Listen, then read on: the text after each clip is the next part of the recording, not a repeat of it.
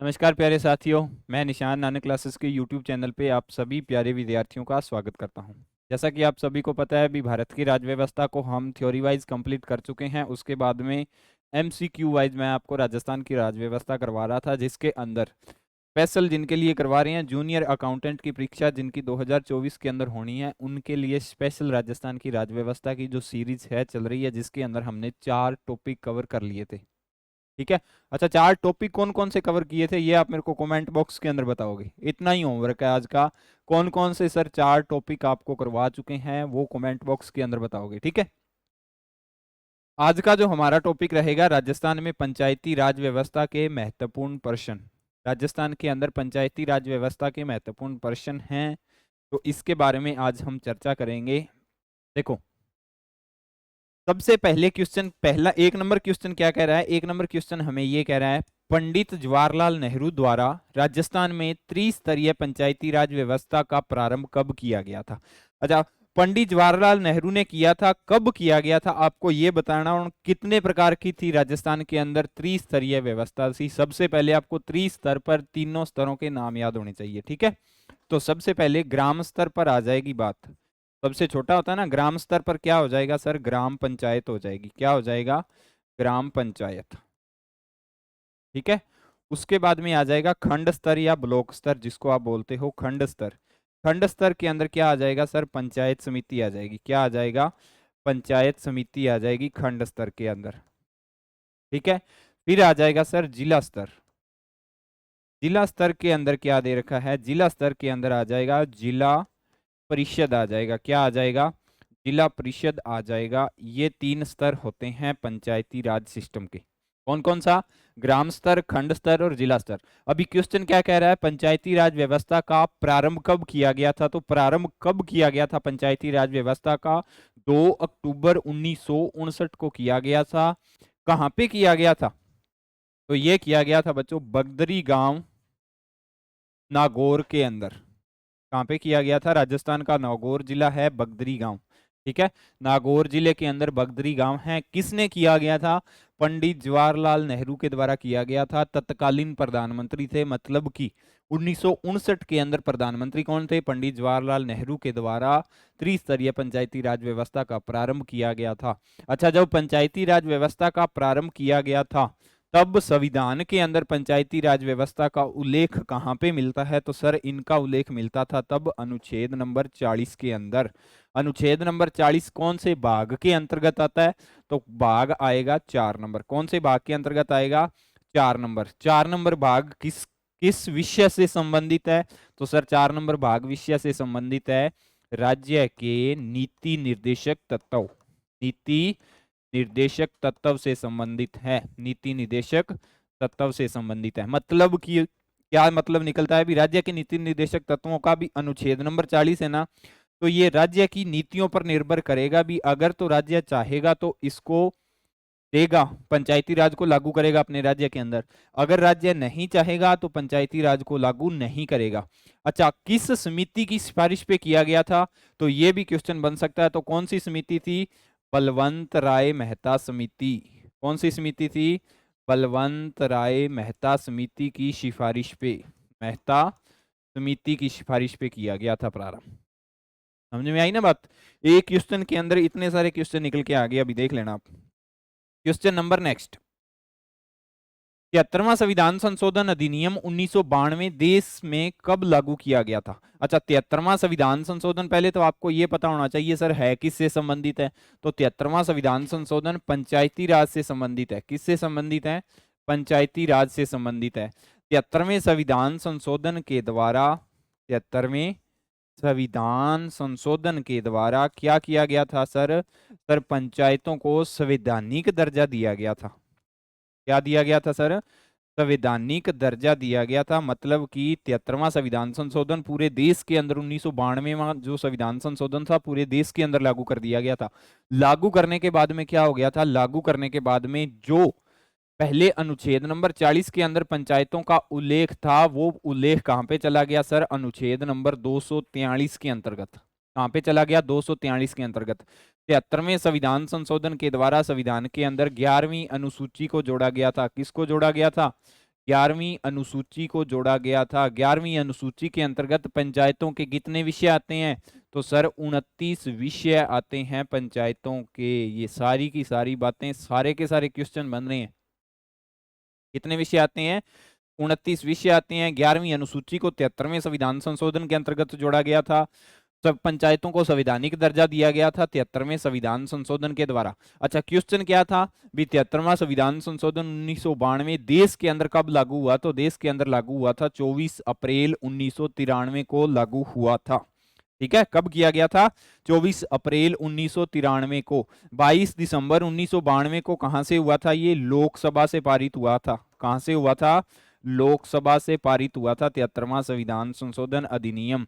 23 दिसंबर 1992 को ये हुआ था राज्यसभा से पारित। कहां से हुआ था? राज्यसभा से पारित हुआ था। राज्यसभा से पारित हुआ था। ठीक है, ये सारी की सारी बातें आपको पता होनी चाहिए। जब राजस्थान में त्रिस्तरीय पंचायती राज व्यवस्था का उद्घाटन किया गया, उस समय राजस्थान के मुख्यमंत्री कौन थे? उस समय राजस्थान के मुख्यमंत्री कौन थे? तो उद्घाटन कब किया गया था सर? 1959 को किया गया था। 2 अक्टूबर को किया गया था। किसने किया था? पंडित जवाहरलाल नेहरू ने किया था, जो भारत के प्रधानमंत्री थे। ठीक है, लेकिन उद्घाटन इसका राजस्थान के नागौर जिले के बगदरी गांव के अंदर हुआ था। तो उस समय मुख्यमंत्री कौन थे? तो कौन थे मुख्यमंत्री? मोहनलाल जी सुखाड़िया मुख्यमंत्री थे उस समय राजस्थान के। ठीक है, पंचायती राज व्यवस्था से संबंधित अनुच्छेद असंगत है। असंगत अनुच्छेद बताने हैं। असंगत अनुच्छेद कौन सा है? अनुच्छेद 243 क के अंदर क्या उल्लेख है? ग्राम सभा का। अनुच्छेद 243 अड़ के अंतर्गत क्या उल्लेख है सर? कार्यकाल का। अनुच्छेद 243 च के अंतर्गत क्या उल्लेख है सर? योग्यता का। अनुच्छेद 243 ज के अंतर्गत किसका उल्लेख है सर? निर्वाचन आयोग का उल्लेख नहीं है। अनुच्छेद 243 जय के अंतर्गत निर्वाचन आयोग का उल्लेख नहीं है। ये पंचायतों की वित्तीय स्थिति से संबंधित है। किससे संबंधित है? वित्तीय स्थिति से संबंधित है। आपको इतना पता होना चाहिए। ठीक है, बाकी सारे के सारे सही है। ग्राम सभा की ग्राम पंचायत की परिभाषा एक के अंदर दे रखी है। कार्यकाल 5 वर्ष का होता है, ये दे रखा है। न्यूनतम आयु 21 वर्ष की होनी चाहिए, ये दे रखा है। और ये वित्तीय स्थिति से संबंधित है भी। राज्यपाल इनकी वित्तीय स्थिति का निर्वाचन करेगा, या वो सारा का सारा सिस्टम। ठीक है, डिटेल से मैंने बताया वो आपको थ्योरी के अंदर, वो देख लेना। इनमें से कौन सा युग्म असंगत है? असंगत बताना है। प्रथम महिला जिला प्रमुख नगेंद्र बाला, प्रथम महिला सरपंच शगन बहन, प्रथम महिला निर्वाचित सरपंच प्रेम सिंह है। उपरोक्त सभी सत्य कथन हैं। तो क्या हो जाएगा? सारे के सारे ये कथन सही है। प्रथम महिला जिला प्रमुख नगेंद्र बाला ही थे। ठीक है, प्रथम महिला सरपंच कौन थी? शगन बहन प्रथम महिला सरपंच थी। प्रथम महिला निर्वाचित सरपंच कौन थी? तो प्रेम कंवर सिंह प्रथम महिला निर्वाचित सरपंच थे। ठीक है, ये सारे के सारे कथन सही हो रहे हैं। सारे के सारे क्वेश्चन है ये एक एक, ये देख लेना। हर एक लाइन के अंदर क्वेश्चन दे रखा है, ये देख लेना। प्रथम महिला सरपंच कौन थी? निर्वाचित सरपंच कौन था? या प्रथम जिला प्रमुख कौन था? राजस्थान में प्रथम नगर पालिका 1864 में कहां स्थापित हुई थी? राजस्थान के अंतर्गत प्रथम नगर पालिका 1864 के अंतर्गत प्रारंभ हुई थी, लेकिन कहां पे प्रारंभ हुई थी? तो राजस्थान के माउंट आबू में। कहां पे हुई थी? माउंट आबू के अंदर प्रारंभ हुई थी। ठीक है, राजस्थान पंचायती राज अधिनियम 1994 की किस धारा को संशोधित कर ग्राम सेवक के स्थान पर ग्राम विकास अधिकारी अभिव्यक्त प्रतिस्थापित किया गया है? कौन सी धारा 1994 अधिनियम की? तो धारा नंबर 89 है, जिसके अंतर्गत ग्राम सेवक के स्थान पर क्या कर दिया गया है? ग्राम विकास अधिकारी, जिसको आप वीडियो बोलते हो ना, वो वीडियो है ये। ग्राम विकास अधिकारी, विलेज डेवलपमेंट ऑफिसर। ठीक है, अभी इसकी भर्ती भी आई थी। राजस्थान के राज्य निर्वाचन आयोग के बारे में निम्नलिखित कथनों पर विचार कीजिए। पहला क्या है? राज्य निर्वाचन आयोग एक बहुसदस्यीय संवैधानिक आयोग है। 2 नंबर, अनुच्छेद 243 के 243 जड ए के अनुसार पंचायतों व नगर पालिकाओं के लिए निर्वाचन नियमावली राज्य चुनाव आयोग जारी करता है। राज्य निर्वाचन आयोग का प्रमुख राज्य निर्वाचन आयुक्त होता है, जिसकी नियुक्ति राज्यपाल करता है। उपरोक्त कथनों के आधार पर सही का चुनाव कीजिए। तो क्या हो जाएगा इसका? अनुच्छेद 243 के और 243 जड ए के अनुसार पंचायतों व नगर पालिकाओं के लिए निर्वाचन आयोग नियमावली राज्य चुनाव आयोग जारी करता है। तो ये दोनों के दोनों ही सही हैं, ठीक है। और ये क्या है? राज्य निर्वाचन आयोग का प्रमुख राज्य निर्वाचन आयुक्त होता है, जिसकी नियुक्ति राज्यपाल के द्वारा की जाती है। ये पहला गलत है, बहुसदस्यीय नहीं है, ये एक सदस्यीय है, ठीक है। तो ऑप्शन नंबर 2 सही हो जाएगा, 2 और 3। क्वेश्चन नंबर नेक्स्ट, राज्य में कुल कितने नगर निगम है? आपको यह बताना है राज्य में कुल कितने नगर निगम हैं। तो कितने नगर निगम है राज्य के अंदर? टोटल 10 नगर निगम है राज्य के अंदर। पंचायत समिति जिला परिषद के चुनाव लड़ने हेतु प्रत्याशी के लिए आवश्यक योग्यता क्या है? घर में शौचालय हो तथा परिवार का कोई भी सदस्य खुले में शौच नहीं जाता हो, 21 वर्ष की आयु, उस क्षेत्र की मतदाता सूची में नाम हो। तो चारों के चारों ऑप्शन सही हो रहे हैं, ठीक है। चारों के चारों योग्यता होनी चाहिए। क्वेश्चन नंबर नेक्स्ट, राजस्थान सरकार ने राजस्व से भिन्न मामलों के लिए पंचायत स्तर पर किसे लोक सुनवाई अधिकारी के रूप में अधिसूचित किया था? क्या किया था? लोक सुनवाई अधिकारी के रूप में किसे अधिसूचित किया गया था? तो ग्राम सेवक को किया गया था। किसको किया गया था? ग्राम सेवक को लोक सुनवाई अधिकारी के रूप में। मतलब ये पंचायत के अंदर रहता है ना, पंचायत के अंदर प्रशासनिक अधिकारी होता है। राजस्थान पंचायती राज अधिनियम 1994 का मुख्य उद्देश्य, ऑप्शन है कमजोर वर्गों विशेषकर अनुसूचित जाति व जनजाति का कल्याण, ग्रामीण क्षेत्रों के प्रथम प्रशासन में जन सामान्य की सहभागिता में वृद्धि, गरीबी उन्मूलन और भ्रष्टाचार उन्मूलन। तो ग्रामीण स्तर के ऊपर ये बात हो रही है, तो ग्रामीण स्तर के अंदर ये वाला ऑप्शन सही होगा। ग्राम पंचायतों को अनुदान किसकी अनुशंसा पर दिया जाता है? केंद्रीय योजना आयोग, केंद्रीय वित्त आयोग, राज्य वित्त आयोग और राज्य योजना आयोग। तो किसकी अनुशंसा पर दिया जाता है? तो ग्राम पंचायतें राज्य के अंदर ही होती है ना, तो राज्य के द्वारा दिया जाएगा। तो राज्य वित्त आयोग की अनुशंसा पर इसको क्या किया जाता है? अनुदान दिया जाता है। वैदिक काल में ग्राम प्रमुख को क्या कहते थे? मतलब कि वैदिक काल के अंदर ग्राम प्रमुख को क्या कहते थे? तो ग्राम प्रमुख को ग्रामणी कहा जाता था। क्या कहा जाता था? ग्रामणी कहा जाता था। ब्रिटिश शासन के दौरान किस अधिनियम द्वारा स्थानीय स्वशासन को वैधानिक स्वरूप प्रदान किया गया था? ब्रिटिश शासन के दौरान किस अधिनियम द्वारा स्थानीय स्वशासन को वैधानिक स्वरूप प्रदान किया गया था? तो मार्ले मिंटो सुधार अधिनियम 1909, मॉन्टेग्यू चेम्सफोर्ड सुधार अधिनियम 1919, भारत सरकार अधिनियम 1861, पिट्स इंडिया एक्ट 1884। तो मॉन्टेग्यू चेम्सफोर्ड सुधार अधिनियम के द्वारा किया गया था। क्या किया गया था? स्थानीय स्वशासन को वैधानिक स्वरूप में मान्यता प्राप्त हुई थी 1919 के अंतर्गत। आपको इतना पता होना चाहिए। प्राचीन भारत में किस वंश के शासकों को ग्रामीण स्वशासन के विकास का श्रेय दिया जाता है? प्राचीन भारत में किस वंश के शासकों को ग्रामीण स्वशासन का? तो पांड्या शासक, चालुक्य शासक, चोल शासक और राष्ट्रकूट वंश। तो किसको दिया जाता है? चोल शासकों को क्या किया जाता है? शासकों को ग्रामीण स्वशासन के विकास का श्रेय दिया जाता है। किनको दिया जाता है? चोल शासकों को, ठीक है। जब 73वां 74वां संविधान संशोधन अधिनियम लागू हुआ तब देश के प्रधानमंत्री कौन थे? तब देश के प्रधानमंत्री कौन थे? पीवी नरसिम्हा राव थे। कौन थे? पीवी नरसिम्हा राव थे। अच्छा, जब पीवी नरसिम्हा राव प्रधानमंत्री थे तो उस समय देश के वित्त मंत्री कौन थे? आपको मेरे को ये बताना है कमेंट बॉक्स के अंदर। बिल्कुल आसान सा क्वेश्चन है, वित्त मंत्री। और इतना और मैं कह देता हूं, जो इस समय वित्त मंत्री थे वो उसके बाद में प्रधानमंत्री बने थे, ठीक है। हिंट दे दिया है। बंदा कौन था ये, इसका नाम आप मेरे को कमेंट बॉक्स के अंदर बताओगे।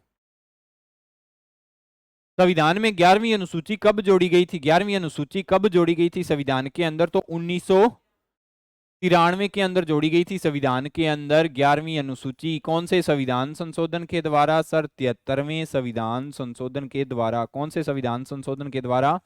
73वें संविधान संशोधन के द्वारा जोड़ी गई थी। 11वीं अनुसूची के अंतर्गत पंचायतों के 29 विषयों का उल्लेख भी मिलता है। आपको यह भी पता होना चाहिए। राजस्थान में पंचायती राज व्यवस्था में अपेक्षित सुधार के लिए सिफारिश देने हेतु 1990 में गठित कमेटी कौन सी थी? कौन सी कमेटी थी राजस्थान के अंदर? कटारिया समिति, बीडी कल्ला समिति, हरलाल सिंह खर्रा समिति और पीके थगुन समिति। ठीक है, तो हरलाल सिंह खर्रा समिति क्या थी? पंचायती राज अपेक्षित सुधार के लिए, यानी इस समिति का काम क्या था? पंचायती राज जो लागू किया गया था उसके अंदर सुधार के बारे में ये सिफारिशें करती थी सरकार को। राजस्थान में ग्राम सभा की वर्ष में कितनी बैठकें आवश्यक है? कितनी बैठकें आवश्यक है राजस्थान में ग्राम सभा की? तो राजस्थान के अंदर ग्राम सभा की 4 बैठकें आवश्यक है। कब 4 बैठकें? कब कब है ये मैं आपको बता देता हूं। एक तो 26 जनवरी को, 26 जनवरी को क्या होता है सर? गणतंत्रता दिवस। दूसरी हो जाएगी 1 मई को, क्या होता है सर? मजदूर दिवस। तीसरी हो जाएगी 15 अगस्त को, क्या होता है सर? स्वतंत्रता दिवस। और चौथी हो जाएगी 2 अक्टूबर को, क्या होता है सर? गांधी जयंती। ये चारों की चारों डेट आपको याद होनी चाहिए। 26 जनवरी, 15 अगस्त, 1 मई मजदूर दिवस, 2 अक्टूबर गांधी जयंती। ठीक है, इन समय पंचायतों की क्या होनी चाहिए? 4 बैठकें। इन समय मतलब साल के अंदर ये 4 बैठकें आवश्यक होती है। ग्राम सभा की बैठकों की अध्यक्षता कौन करता है? अच्छा, ग्राम सभा की बैठकों की अध्यक्षता कौन करेगा? जिसे ग्राम सभा के सदस्य अपने में से निर्वाचित करें। 2 नंबर पे सरपंच, 3 नंबर पे उप सरपंच, ग्राम का सबसे बड़ा बुजुर्ग व्यक्ति। तो कौन करेगा? सरपंच ही करेगा ना, क्योंकि ग्राम सभा का क्या होता है?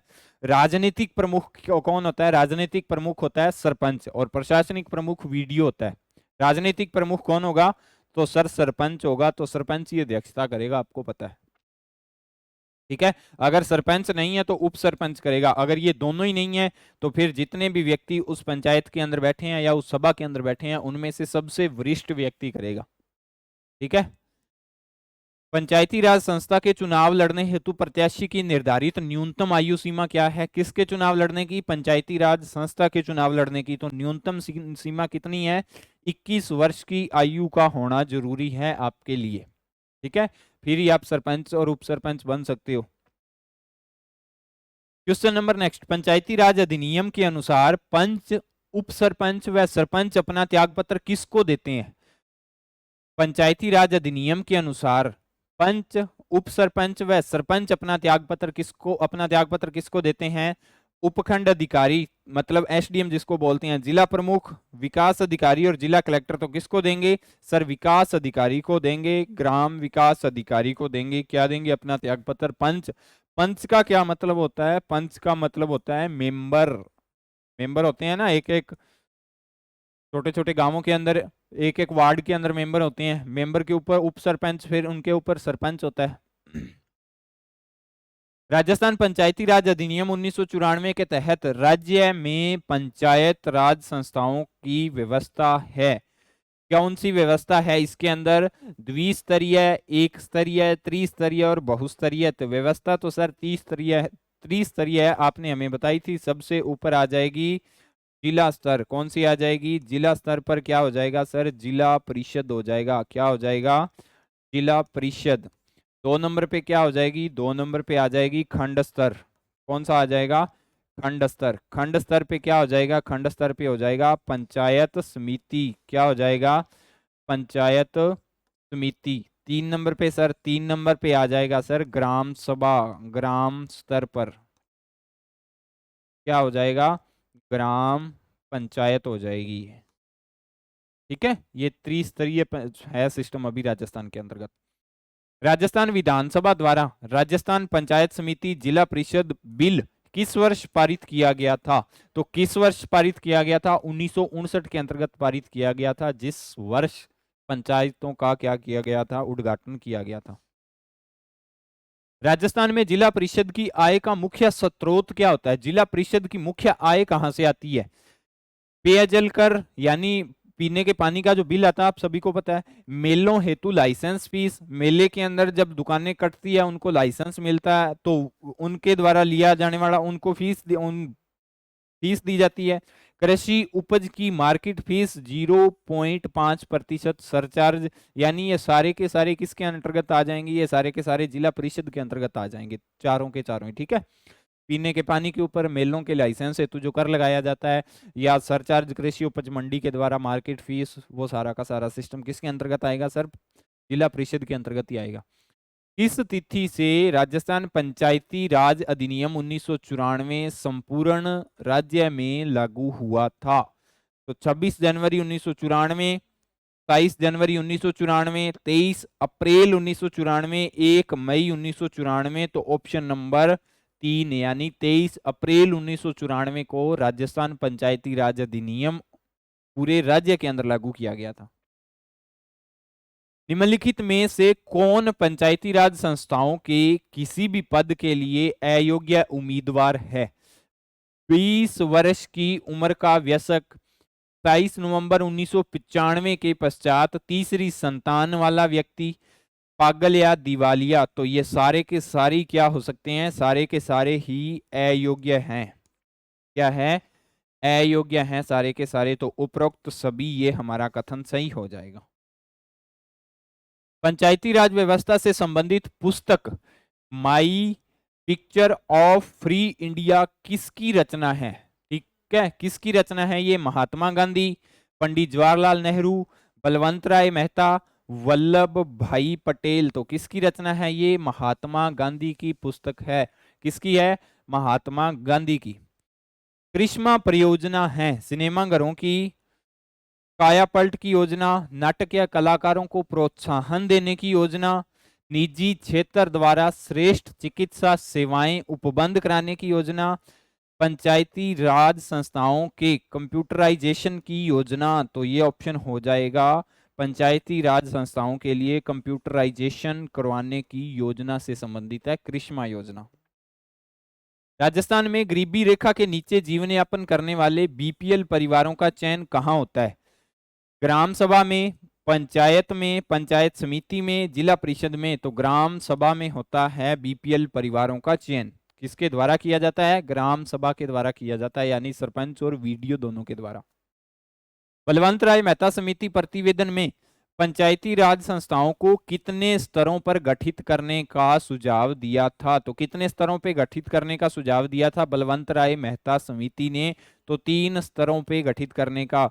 जिला स्तर, जिला स्तर पर, दूसरा किया गया था खंड स्तर पर, ठीक है, और तीसरा किया गया था ग्राम स्तर पर। किसके स्तर पर? ग्राम स्तर पर। पंचायती राज व्यवस्था में जिला प्रमुख अपने कार्यकाल समाप्ति से पूर्व ही त्यागपत्र देना चाहे तो वह निम्नलिखित में से किसे अपना त्यागपत्र देगा? जिला कलेक्टर को, विकास अधिकारी को, संभागीय आयुक्त को और उप जिला प्रमुख को। ये देख लेना, जिला प्रमुख की बात कर रहा है। जिला प्रमुख किसको त्यागपत्र देगा? जिला प्रमुख देगा संभागीय आयुक्त को, देता है जिला प्रमुख अपना त्यागपत्र। अगर वो अपने कार्यकाल समाप्ति से पहले ही त्यागपत्र देना चाहे तो। ठीक है। 73वां संविधान संशोधन अधिनियम 1992 देश में कब लागू हुआ था? पूरे देश के अंदर कब लागू हुआ था? 24 अप्रैल 1993 को लागू हुआ था। ये श्री बलवंत राय मेहता समिति की स्थापना कब की गई थी? बलवंत राय मेहता समिति की स्थापना की गई थी जनवरी 1957 के अंतर्गत स्थापना की गई थी। इसने अपनी रिपोर्ट सौंपी थी 1958 के अंतर्गत रिपोर्ट सौंपी थी, और इसकी सिफारिशों को मानते हुए सरकार ने 2 अक्टूबर 1959 को राजस्थान के नागौर जिले के बगदरी गांव के अंदर पंचायतों का उद्घाटन कर दिया। राजस्थान पंचायती राज अधिनियम 1994 का मुख्य उद्देश्य क्या है? मुख्य उद्देश्य है कमजोर वर्ग विशेषकर अनुसूचित जाति व जनजाति का कल्याण, तो ग्रामीण क्षेत्र के प्रशासन और जनसामान्य की सहभागिता में वृद्धि, गरीबी उन्मूलन और भ्रष्टाचार उन्मूलन। तो इसका उत्तर हो जाएगा 2 नंबर, ग्रामीण क्षेत्रों के प्रशासन में जनसामान्य सहभागिता में वृद्धि। जिला परिषद के सदस्य कौन कौन होते हैं? जिला परिषद के सदस्य कौन होते हैं? 1 नंबर जनता द्वारा निर्वाचित सदस्य है, 2 नंबर जिले के पंचायत समितियों के प्रधान, 3 नंबर जिले के विधानसभा, लोकसभा व राज्यसभा के सदस्य है। तो कौन हो जाएगा इसका? चारों के चारों ही ये होते हैं। एक तो जनता के द्वारा भी निर्वाचित सदस्य होते हैं, 2 नंबर जिले के अंदर जितनी भी पंचायत समितियां आएंगी, जितने भी ब्लॉक स्तर या खंड स्तर आएंगे, उन सभी के प्रधान भी इसके सदस्य होंगे, और तीसरा जिले के अंदर जितनी विधानसभा सीटें आएंगी, जितनी लोकसभा की सीटें आएंगी और जितनी राज्यसभा के अगर कोई सदस्य आ रहा है तो वो सारे के सारे किसके सदस्य होंगे? जिला परिषद के सदस्य होंगे सारे के सारे। पंचायतों के लिए गठित राजस्थान राज्य वित्त आयोग संविधान के किस अनुच्छेद के अंतर्गत आता है? तो मैंने अभी अभी आपको बताया था किसके अंतर्गत आता है, 243 जय झंडा के अंतर्गत आता है। ठीक है, या इसको आप ऐसे याद रख सकते हो, 243 आई के अंतर्गत। ठीक है, क्वेश्चन नंबर नेक्स्ट, जिला परिषद का अध्यक्ष कौन होता है? जिला परिषद का अध्यक्ष 1 नंबर जिला प्रमुख, 2 नंबर जिलाधीश, 3 नंबर लोकसभा सदस्य और 4 नंबर प्रधान। तो जिला प्रमुख जिला परिषद का क्या होगा, अध्यक्ष होता है सर। लास्ट क्वेश्चन आज का, राजस्थान में पंचायत समिति का प्रधान अपना इस्तीफा किसे देता है? राजस्थान के अंदर पंचायत समिति के प्रधान की बात कर रहा है, मतलब पंचायत समिति के प्रधान अपना इस्तीफा किसको देंगे? तो सर जिला प्रमुख को अपना इस्तीफा देगा। कौन देगा? पंचायत समिति का प्रधान। ठीक है दोस्तों, ये थी आज की आपकी क्लास। अगर आपको क्लास अच्छी लगती है तो क्लास को लाइक करें, अपने दोस्तों के साथ शेयर करें। अगर आप नानक क्लासेस के यूट्यूब चैनल पे नए हो तो चैनल को सब्सक्राइब करें। मिलते हैं कल नेक्स्ट टॉपिक के साथ। इसी तरह से आपको 40-50 क्वेश्चन लेके आऊंगा। अगर आपको मिलते हैं नेक्स्ट टॉपिक के साथ, तब तक के लिए जय हिंद, जय भारत।